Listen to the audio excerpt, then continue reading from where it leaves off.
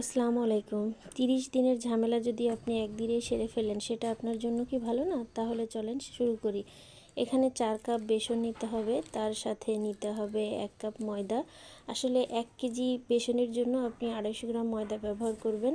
তার সাথে নেবেন 1 চামচ শুকনো মরিচের গুঁড়া, 1 চামচ হলুদের গুঁড়া, আরও নেবেন 1 চামচ ভাজা জিরার গুঁড়া এবং হাফ চামচ খাবার সোডা। আর যদি বেকিং পাউডার দেন সেক্ষেত্রে 1 চামচ, আর অল্প পরিমাণ ফুড কালার আপনি দিতেও পারেন, নাও পারেন, সেটা আপনার ইচ্ছা।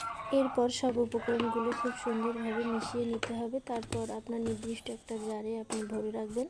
তারপর আপনি যখন যেমন পরিমাণ বেগুনি আলুর চপ করবেন সেই পরিমাণ নেবেন। শুধুমাত্র লবণ এবং পানি দিয়ে সুন্দরভাবে গুলিয়ে নেবেন। দেখবেন আর এমনভাবে গুলাবেন যাতে আপনার আঙ্গুলে কিছু পরিমাণ লেগে থাকে। তারপরে আপনারা দেখেই বুঝতে পারছেন বেগুনিগুলো কত ভাজার পর কত বেশি আকর্ষণীয় এবং লোভনীয় হয়েছে এবং অনেক বেশি মচমচা হয়েছে।